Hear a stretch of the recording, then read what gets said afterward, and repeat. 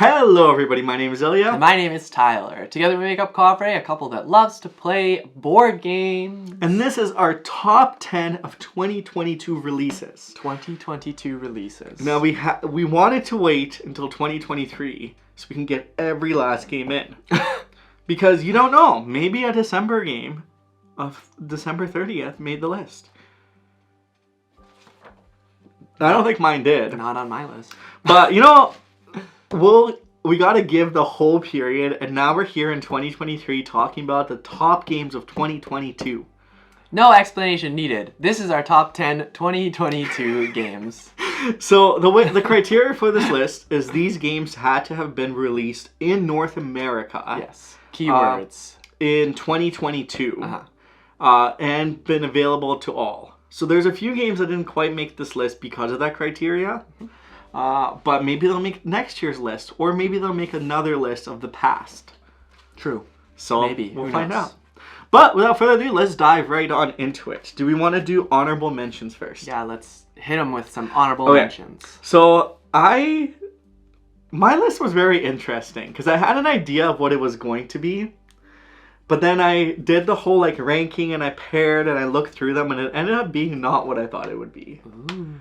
I'm excited for your list. But because that's what you've been saying for the last week. We have not shared our lists, so we have no idea who has what. But we'll start it off with our or do we want to do our honorable mentions before number 1? Oh. Is that more fun? No, let's do some now. Get them out of the way so you know they're not in the top 10? Uh-huh. Okay, so I did 3 honorable mentions. He's already been rambling. We've already been rambling about this, so we're just gonna do the honorable mentions. My 3 honorable mentions are, number 1, Golem. Good honorable mention. It was very close to being on the list, but I feel like if we played it, I don't think we ever played it at more than 2. I think if we did play it at more than 2. We played it at 3. Did we play at 3? Yeah. We did not play it enough. Because I think if we played it a few more times, it would have made my list, but it was extremely close. It's an incredible game. It is a really good game. My second honorable mention is Azul Queen's Garden. I thought that was a fantastic addition to the Azul franchise. It was my favorite beyond the original. Yeah. The original, I think, still is the best, but Queen's Garden was very, very close. Yeah. So it was really well done. Good. And the third one, I was surprised it didn't make my top 10 because I was confident it was going to be in it. And that's Paint the Roses from North Star Games. Yeah. It's a cooperative deduction type of game. None of my honorable mentions are the same as yours. Oh, interesting. So those 3 are my honorable mentions. I think they're incredible games. They were so close, but they weren't quite there yet. Yeah, that's fair. What are yours? All right, my first one I'm going to talk about is Splendor Duel.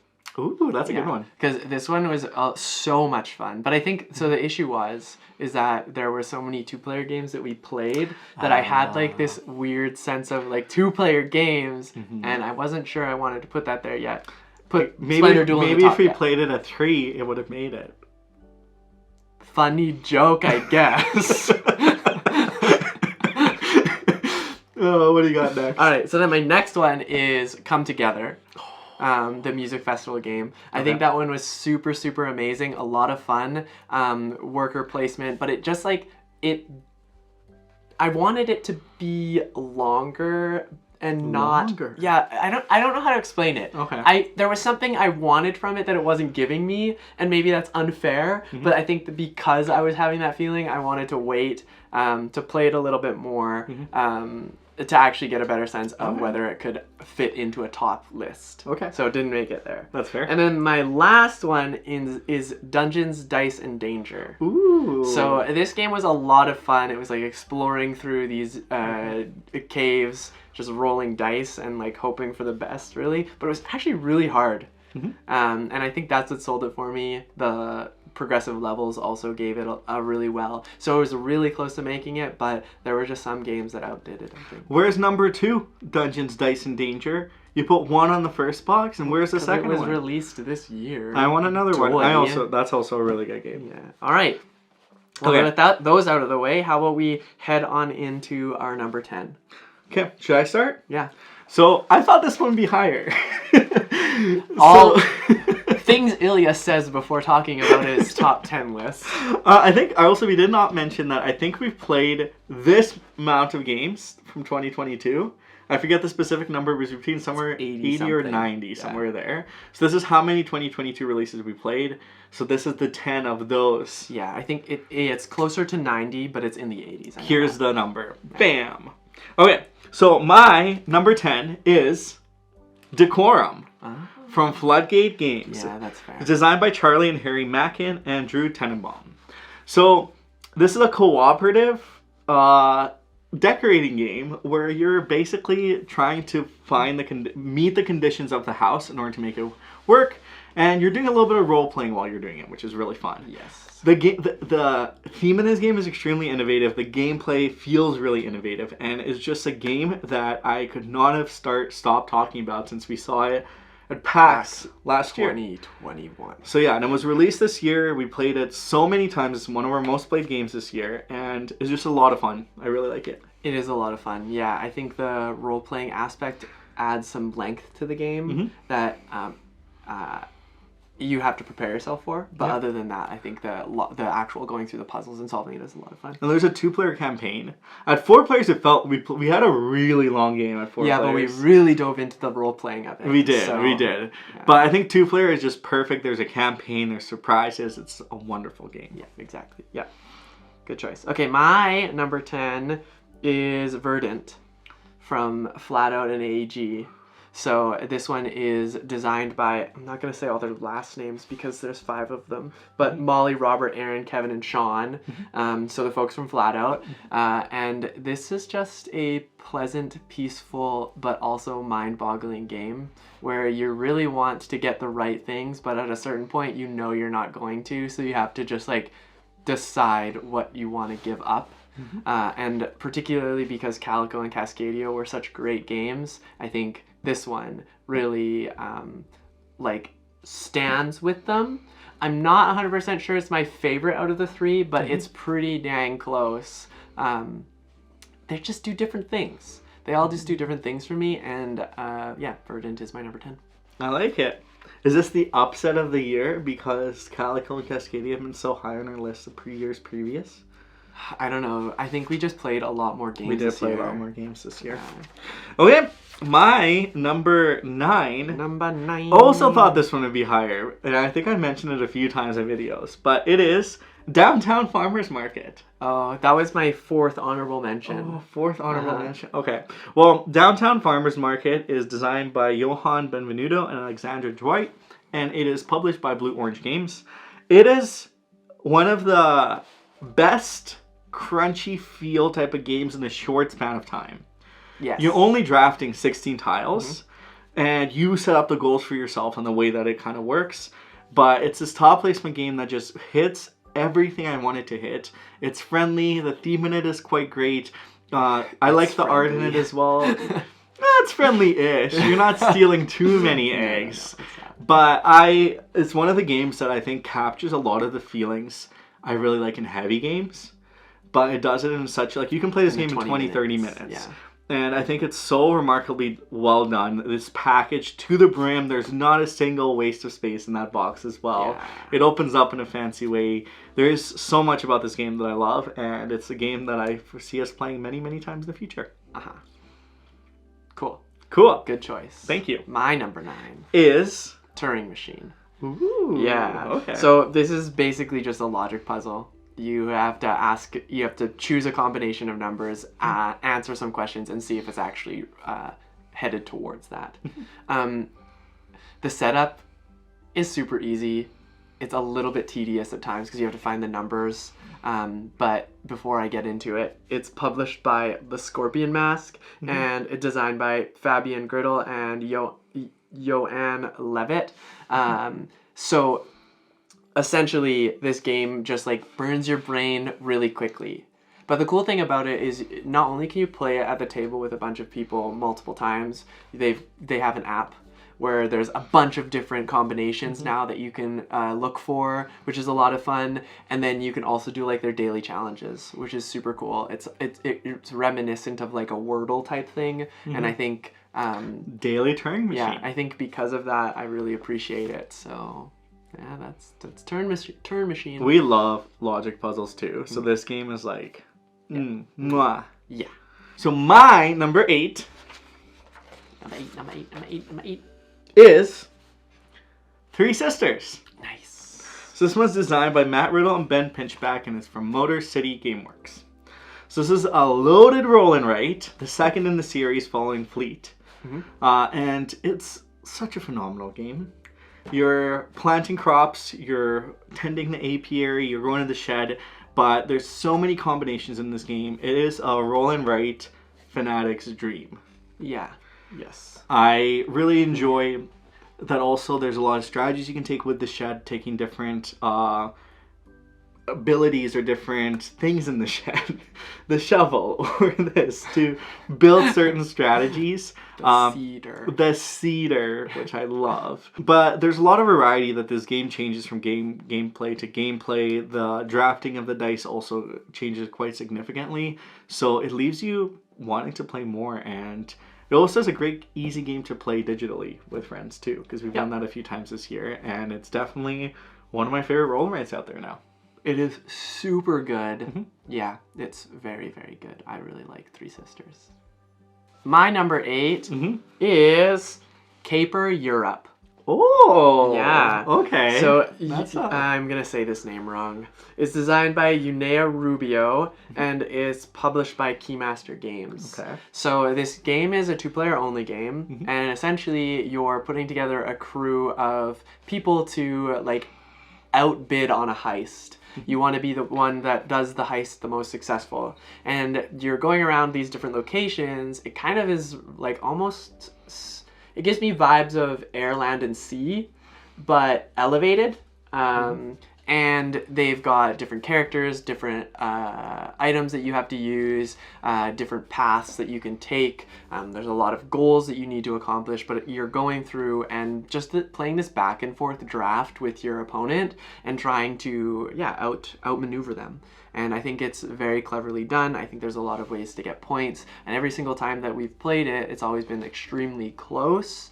And for those of you who like Marvel Snap, I would say check this one out. That's a good little spin there. Yeah. I love Caper Europe. It's a really well done game, and the production quality is stellar. Yeah. As it are with all Keymaster That's games. True. They know their art. Yep, exactly. All right, well that's my number 8.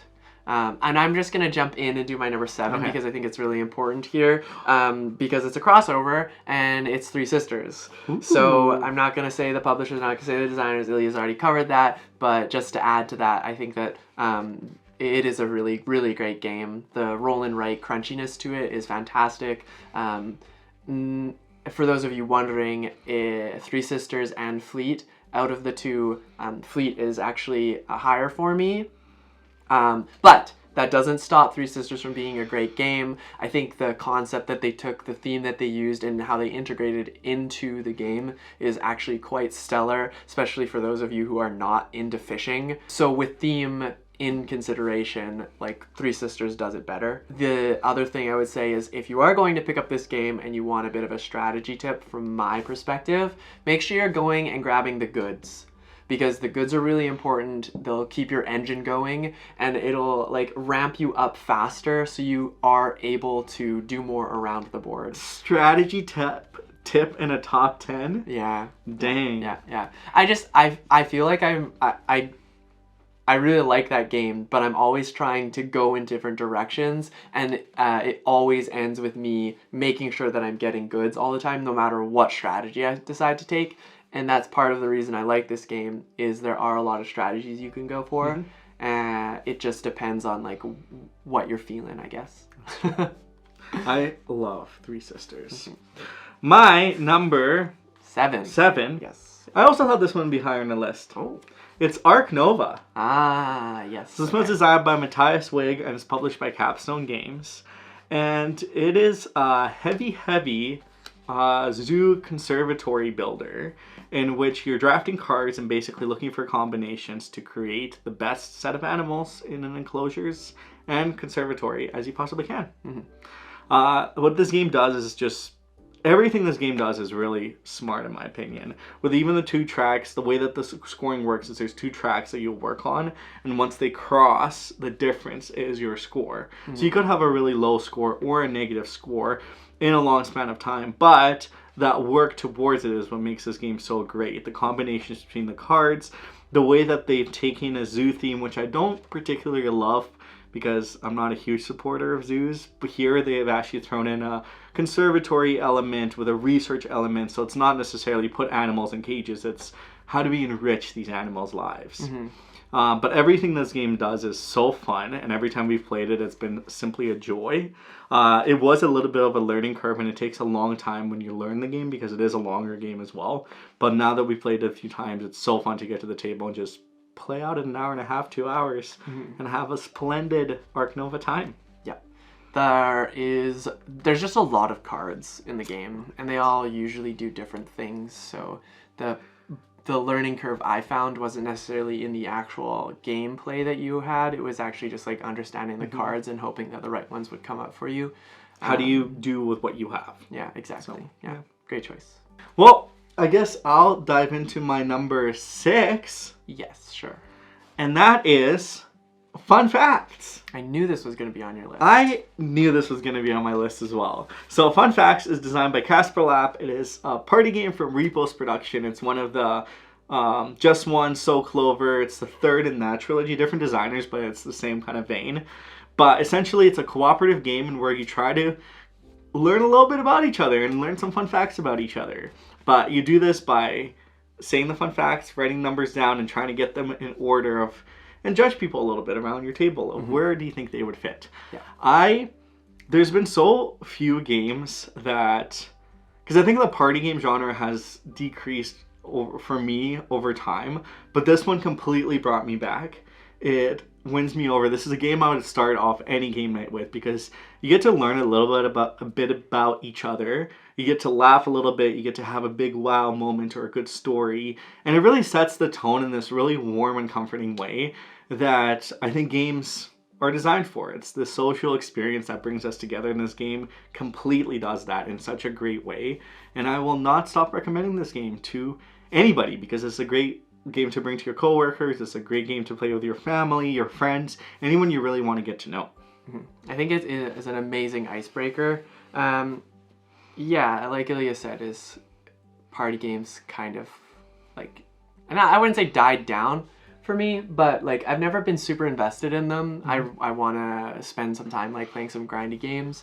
Yeah, Fun Facts is a fantastic game. Like I said, great icebreaker. I think it has a perfect spot in like any type of situation, especially for the beginning of a beginning of the board game night, just getting to know people, small crowd kind of thing. I think it's a great game, and I'm not surprised it's in your top 10. Top 10. What is your number 5? My number or 6 actually, sorry, is Dead Reckoning. Ooh, yeah. So this is John D. Clare and AEG, and essentially it's a, how do I describe this game? There's a lot going on, but the main thing is in my head is it's like a card crafting game with area control and just like this fun battle system. I think throughout the game, like you're exploring this like chain of islands, trying to get control over things, make sure you get some goods. But the interesting thing is you can bounce back and forth from being a merchant ship and a pirate ship, and you have different things that you're able to do with either of those things. But on top of that, you're slowly upgrading your cards almost naturally. Like you can upgrade passively when it's not your turn. So I think that's a lot of fun. The abilities that you can go, the strategy routes that you can take just based on the cards that you get, or even the cards that you're taking based on the cards that come up, the ones that you buy, that you go across, I think is really clever. The game takes quite a bit to get into, I think, but I think the great part about it is it's one of those games where it's got these elements of these crafting and these area controls that are also supported by this battle mechanic that almost is natural. You have to do it. It doesn't make any sense not to do it. And I like those games because it isn't like you're going after somebody intentionally just to make their game worse. You really do have to make those battle decisions to benefit yourself ultimately. And most of the times that is the case in battle systems, but this one felt, again, like more natural, and I appreciated that. So yeah, Dead Reckoning, number 6. It's one of the best, I think, put together games. Like everything in that game is just. It has mwah. a lot of different mechanics, and I think it does it really, really well. Yeah. So that's my number 6. What is your number 5? My number 5 is from Devere. It's Lacrimosa. Ooh, yeah. okay. So this one is designed by Gerard Sensi and Farron Renalis. And essentially, this is you're just trying to finish Mozart's last composition, and as a prodigy, I think you are, or like a student of his, you're going around meeting the people that he worked with, helping his wife through different compositions, and recounting the memories, recounting memories. And essentially, what you're doing is, through all of these actions, you're collecting yourself points and upgrading your cards that you're using throughout the game to do specific actions. Now, it's like a half or a top and bottom reaction where you have to choose how you want to use your cards. And it's like really tight in resource management, the decisions you make, and all of these like different choices that come across for scoring opportunities. I think it's very, very tight. If you like Lisboa, I think it gives me a lot of vibes of at least the card mechanics that are happening in Lisboa. Everything else aside, don't only account for the cards. But really great game. I just had a joy playing it, and I think the first time we played it, I was like, again, and it takes a long time. So the fact that I wanted to play it again speaks volumes to how much I enjoyed it. That's my number 5. It's a great number 5. My number 5 is a repeat. Oh, it is Turing Machine. Nice. Okay. So the only thing I echo everything you said. It's a fantastic logic puzzle. There's so many variability in it, especially having a limited amount of puzzles online. But what I love about it is the sheer, I wouldn't say simplicity, because it's not necessarily a simple game. Like it takes your mind a little bit to wrap your head around it. But once you understand how the computer works and how the questions work, it's such a fun puzzle. It really is. Because you can ask, like, is my number odd? And all of a sudden you have more information.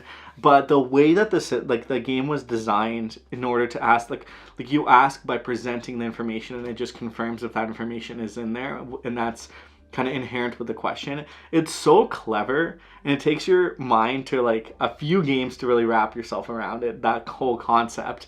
Because we're so used to being like, is this even or is this odd? But here, like, you're giving an example, and it confirms if that example is correct based on the question. So I think you just feel so smart playing this game as well when you figure it out as well. And you can play it solo, which is really cool too, because if it's not a game that you really want to compete and like maybe Tyler gets it in 6 turns every time, you can play it solo and still feel really clever solving each of the puzzles. But it's a brilliant game. Would highly recommend if you really like logic puzzles. Yes. Yeah. Ooh, getting into the spicy top 4. Top 4, holy moly. So my 4 is another repeat. Oh! So it's not. Oh. It is Come Together. Oh, yours was, okay. My Come Together, because yours was an honorable mention, right? Mention, yeah. Yeah, so this one, Come Together, is designed by Vegard Eliasson Stillard and Eilif and Asmund Svensson, and is from the hot publisher, Chili Fox Games. That just has fire games. Yes. Yeah. But like Tyler mentioned earlier, it is a game centered around building your own music festival. And what I really like about this game is not necessarily the innovation, but the neat element of you place your workers, but they're not activated till someone does the whole activation row, basically. Right. Yeah. So I really like that because the immediate and then later on. Yeah, effect. The later on effect. Yeah. So like you're planning and it's a little bit of area control as well in a way. In a sense, yeah. So I think you're trying to build up various elements of your board, various tracks. Like everything is interconnected, and every play is so meaningful that it's a game that leaves me really coming back. And I really like the vibrancy of the game, the fun theme of the game, because there's not a lot of themes around building a music festival or those types of games. So it's a game that really left me coming back and wanting to play again and again. I think there's a lot in the game to discover for yourself too, and the strategies to build, because it really is you really do play the players. It's not a solo game. Everything that happens, especially in a higher player count game, it's so interactive, and there's so many big moments where it's like, oh, I wish I was a part of that activation, because I could have done and got a little bit there as well. So it's a game that I definitely think we'll be playing again and again, and serves my number 4 spot in my Top 10 list. Top 10 list, yeah. What is your number 4? Number 4. My number 4 is Keystone North America. Ooh. Yeah, by Isaac Vega and Jeffrey Joyce. This one is published by Rose Gauntlet. It is this unique little 4x4 puzzle that you've got to put yourself through and create like a habitat by discovering different animals that belong in your board. And you do this through drafting, well, not drafting, but, well, I guess draft buying. You do this through buying different creatures, welcome them into your or plants. Yeah, into your little ecosystem, and you've got to create ascending and descending rows and columns to the best of your ability. And at first it seems like pretty straightforward, as in you've got to create like 1, 2, 3, 4. But when you're trying to do that in a 4x4 grid, it becomes very, very complicated. And then when you add in multipliers, different actions you can take, I think this game becomes very, very crunchy but extremely replayable. The different goals that you have like in your hand just like come together with the whole game to create this really tight idea around like being able to like make the decisions you're making while also optimally scoring yourself the points, because every point matters in this game.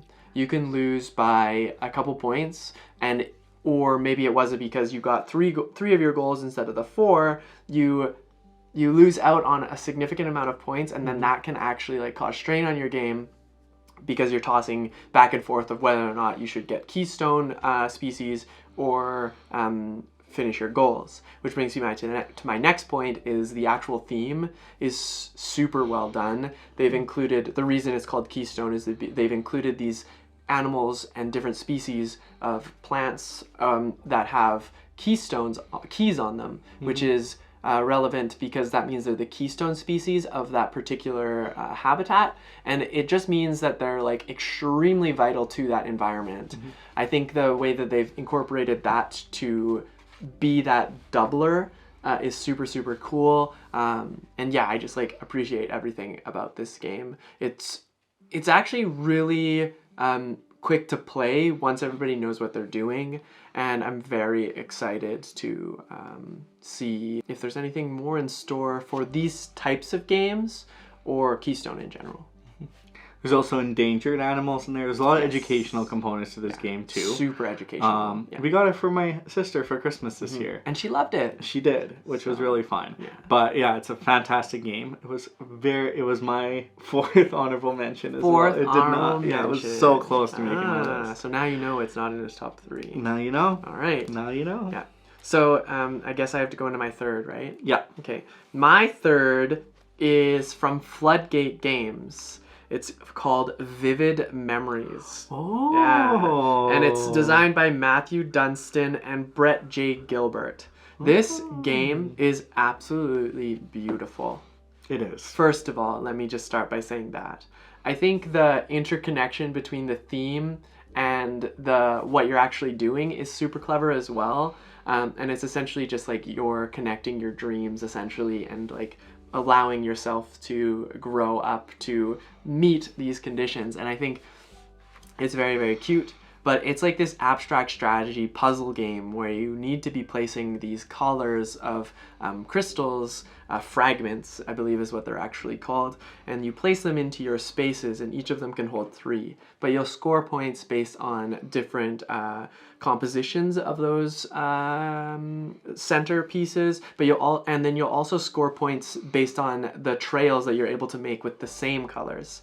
I think the intermediate scoring, the end scoring, and just the scoring in general that you have over the 3 rounds is really interesting to see that ramp up. And it's just super puzzly. For some reason, my brain clicks in this game, and I think that's why I really enjoy it. It's great.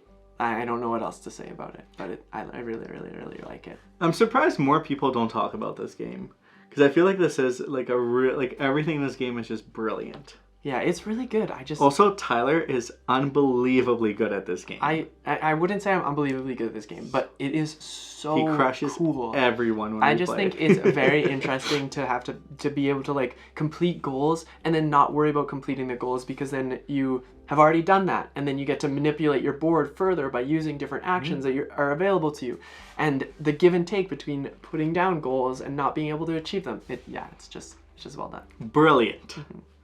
Okay, my number 3 is Verdant. Ooh, okay. From the Makes team at sense. Flat Out Games.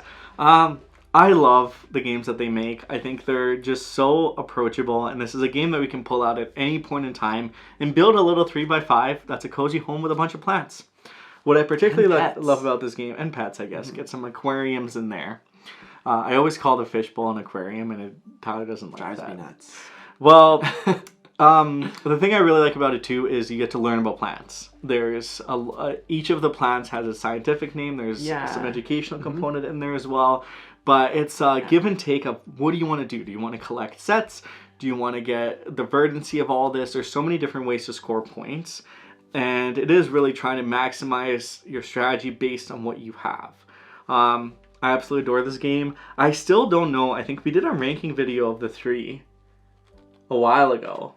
I don't know where they stand, because we played Cascadia, Calico, and Verdant. No, we did a comparison video. I don't think we actually ranked them. I thought we did. No, I don't think so. Maybe we did. I can't remember. I feel like my ranking probably will change again, because I feel like every time we play those 3, it's so hard to decide which of them is the best one, because they're all such high quality, such good games. My thing is that they provide different things experiences for me. Yeah, and like even though they're like in the same genre of like that abstract tile placement, card playing, like restrictive like area, I think that all 3 of them just do different things so well that like they feel like entirely different games. I agree.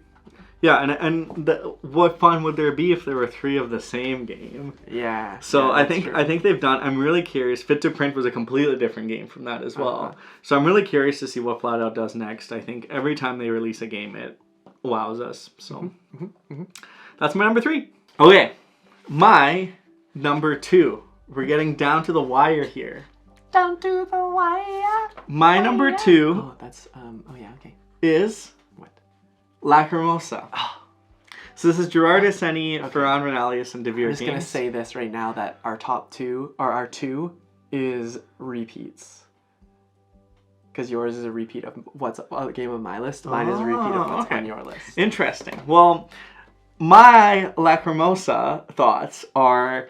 the theme is a little bit tough to wrap your mind around, because you're basically going in the you're in the present time and in the past collecting memories, so there's kind of 2 elements of it. But what really sold me on this game is the theme integration and the mechanics. Because the mechanics in this game, for a game that's fairly complex, this game flows so smoothly, and it's so easy to understand once you're into it. Yeah, 100%. Because you play a card, you use the top or the bottom action. If you use one of the actions, there's 5 actions you can take. They're all pretty self-explanatory once you play around. So it's really easy to play. And like, it is a game, like Tyler mentioned, we played and we're going to play again and we're going to play again. Because there's not a huge rules overhead that you have to kind of get into it. You can jump into it quite quickly. But it's such a fun game where you can manipulate different strategies, because there's different ways that you can score points as well. And do you want to do a lot of traveling and collecting a lot of things to travel and getting a lot of those tiles? Do you want to focus a lot on the actual Requiem composition and placing a lot of your tokens in the actual bars of music? But it's also such a unique and refreshing theme in the hobby of board games that I really want to see more of it. It gives you a little bit about Mozart, it gives you a little bit about that whole world, but overall it just tugs all the right feels. And as someone who played numerous instruments, who was in band... Plays numerous instruments. You still do. but I don't. You still do. Okay. Wasn't banned. This was just like a love letter to me, and I really liked it. So I can't wait to share this game with more folks. I can't wait to play it more. I think it's an incredible game. Yeah. It's right there. Yeah. Lacrimosa. I think just to like add to what Ilya is saying about that in a more general sense is like we know and we believe and we push the fact that board games are for everybody, and there's a game out there for everybody, or there should be a game out there for everybody. And the fact that they're going into different directions, like anybody is going into different directions, like with theme or with mechanics or unique, abstract, creative thinking with those types of games and pushing boundaries that we already see within the board game space. I think Lacrimosa does it really well, and that means it's going to invite more people into the hobby, and that's really what we want to see. So outside of it being a really good game, I think what Lacrimosa does really well is it offers a deeper strategy game that isn't too difficult to learn, but also like invites other people in who may not feel like they've got a game that really speaks to them. So Lacrimosa does a fantastic job at that. I'm happy that it's in your top 2. I was waiting for it to happen because I knew it was going to be in your top 10. Definitely. What do you want to do your number 2 and we can do our number 1 similar time? I think I have a feeling that ours might be the same. Okay. So let's do your number 2 number first. 2 is a repeat. Okay. And it's Ark Nova. Oh, okay. Yeah. So, like Ilya had said, it's this game where you're building like a conservation space, research space, and also a zoo. You're building your own habitats, putting your animals in, and I think it's just a really, really strategic game that once you actually learn how to play it, and for folks that are, I do this all the time, but for folks who are really familiar with how Terraforming Mars runs, I think Ark Nova is an extremely approachable game, having already played Terraforming Mars. I agree. Because of those like give and takes that exist in Terraforming Mars, the action sequencing, the numerous amount of cards, Ark Nova almost seems like a split off of Terraforming Mars, and it does a really good job at staying unique in its own space, offering a different theme, and then also providing a bit of heavy strategy to that game. The one thing that I will say about this particular game is that Ilya and I've only played this at 2. I only recall playing this at 2, and we've played this quite a bit. I will say that I'm not sure it will shine as well as it shines in my top 10 list if we had played it at 4 a bunch of times, if we had played it at 3 a bunch of times. I think for the length of it? Yeah, I think because of the length of the game. And maybe this was, I did progressively notice that it was getting faster and faster, but part of the barrier with games is the entry. So when you enter that game space and it now all of a sudden takes 3 hours to play one game, that can be daunting, especially with the scoring. Even though you're moving up 2 separate tracks and you're taking the difference, it does feel bad to get a negative score. That being said, it runs smoothly. The action sequencing is really simple. There's a lot of strategy that can go into this game. And I think with all of the cards that do come up, you're able to create a strategy for yourself that is beneficial. There are ways to get way more cards than you can actually see. And then the nice thing is being optimistic is they are releasing a expansion for this game that does have a filtering system that is supposed to, yeah, it does have hopefully otters. we don't know. It's a sea creature variant expansion. Yeah. So I'm hoping that they have otters. Will you riot? I will be quite sad if they don't have otters. You heard it here Maybe I'll first. riot. Maybe I'll riot. Who knows? But with that knowledge, I think that having a filter system within a game that has so many cards already that can be heavily dependent on a strategy that maybe you started with in your hand, I think that's fantastic that they're incorporating it. So, yeah. Okay. Well, I'm pretty confident because one has not come up. Yeah. That we have the same number one. So should we go 3, 2, 1 and count it down? No, because I would like to stop here and mention that this is our top 10. Obviously, this is our top 10. There are different opinions that everybody else will have. That's my Yeah, exactly. I am happy to listen to your top 10s, and I'm happy to point out like why some of the games that aren't on my list didn't make it. I'm happy to have those conversations, but this is what I feel like my top 10 games were out of the 90 so games that we did play this year that were released this year. I'm very happy with my list, and I'm very excited to hear everybody else's thoughts on my list, hear everybody else's lists themselves, and I always get very excited this time of year because I get to watch everybody else's lists of creators that I absolutely adore, and I get to see what kind of games that they're really into. And the other beauty of the space too is we can all have different top 10s, and that's part of the wonderful nature of this hobby, is that all of our games that can be, our favorite games can be different. And we're happy to tell you, if you want some spice, why certain games didn't make our top 10. Throw us a comment and be like, have you played? Because maybe we haven't played it. Yeah, that's the thing, is maybe we haven't played it. There's a chance that we have not played every game out there. There is a definite chance that we have not played every game it could be not played it, or that we played it and just didn't enjoy it as much. Or maybe we only got one play in and it doesn't really, we can't really compare that to anything else, so it's hard for us to do. Regardless. Our number one. My whole thing was that if you want to have more of these conversations and maybe learn more about everybody else's lists, then you can check out the comments down below or join us in our Discord, because we're happy to chat top 10 games of 2022 and board games in general, or hobbies, whatever it is. Feel free to check out that link down below if you're looking for another Discord channel to join. That plug. Yeah, without further ado though, number one is... Countdown. 3, 2, 1. Wayfarers of the South Tigris. You didn't say the full name. Yeah, because I always mess up the Tigris part. Yeah, you say Tigris. Yeah, so I was just going to let you do it. So this one's designed by Sam McDonald and Shem Phillips, and it's from Garfield Games, and it is a brilliant game. Yeah.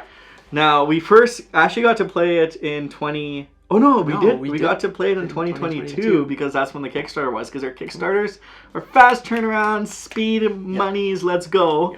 But this is the first installment of the third trilogy from Garfield Games. And essentially what you're doing is you are... I love... All right.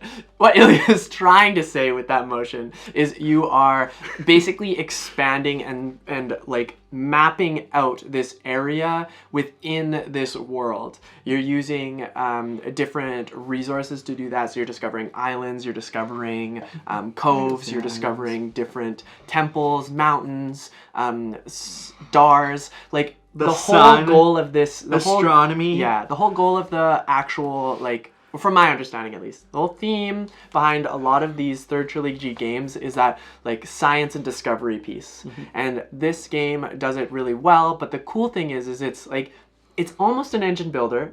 It is. As you would expect in, I think, well, a lot of the Garfield games have this engine builder stuff. So I think like it has that engine building piece to it. It has set collection. It has like you're still getting characters, and then end goals that you're looking for. It's a dice placement, worker placement, because that's the two things that you can do. And essentially you'll really build out your board and build your own little engine to get the most points you can get. And there's so many different ways that you can do that, that every game looks vastly different, because it's really dependent on the cards that come out in the 5 decks of cards. Yes, exactly. There's 5 different decks of cards, which is just like amazing. But the neat thing about this game is what really does drive the game is the center board. And the center board is this basically objective track that you have to move up. But when you move up to the last point, that triggers game end. The pace of that, entirely up to the people that you are playing with, entirely up to the cards that they end up getting or you end up getting. And it can be a very fast game or a very slow game, because like Ilya just said, is you can get stuck. And you can definitely plan for it, but sometimes you don't, that's out of your control. And you may think that, hey, a game that you set your own pace, well, that's not very fun, because what if someone blah, blah, blah? Well, people adapt. Well, yeah, it's a very adaptive game, which I love games in where you do with what the best that you have. And here you do have a huge motivation to move down that track, because if you're in some of the places, you get workers, and the green workers that are particularly really good in this game, as well as different various bonuses. So you do have an advantage of moving across that track and pushing the time along. As well as if you're the one to finish, you get an extra turn. So Yes. everyone gets a turn, and you will get a turn as well. So there's a motivation to finish first as well, because you could have more turns than other players, depending on the turn order and how that plays out. Yep. But overall, it's a game that we have played so many different times now. It has not lost the test of time, and I will say that I'm very excited for this trilogy. I think it's going to be the best. And worker placement. Dice and worker those placement. are the core mechanics that they're trying to stick with. And this Super year, excited. Scholars is coming to Kickstarter, and I'm extremely excited about Yeah, I this one. cannot wait. You'll definitely hear us talk about it. But Wayfarers, as everybody knows probably by now, Paladins is my absolute #1 game. It has yet to get kicked off the pedestal. Will the South Tigris? Yeah, let me tell you, Wayfarers was close. It was close. Is it your #2 favorite game of all time? I think it has to be my #2 favorite game of all time. All time! I will preface that with, it's a hard game. It is a hard game. It's not easy. But it's a really fun game. But once you spend some time getting to understand the game, knowing the ins and outs, it's so worth it. So hopefully you get the chance to enjoy this game and any of the games that we've mentioned in our top 10 list. And that brings us kind of to our wrap up here. Well, thank you so much for watching our top 10 video. If you want to chat more, feel free to check out our Discord. Also, feel free to check out our brand new, fresh Patreon, where we may be releasing our top 11 to 20 games as well, that you can discover more about our choices. But overall, thank you so much. We really appreciate it. For our question of the day: What games are on your top 10 list? what was your favorite game of the year? What was? And it doesn't have to be 2022. It can be a new game that you've played that you really liked, and that's really graced your table. Maybe the most times. Maybe it's the most played game. Tell us about all the games that you've been playing. Exactly. Yeah. We're happy to have conversations down below. And always, as always, thank you so much for all your support. We really appreciate it. We will see you in the next one. The next one. Bye.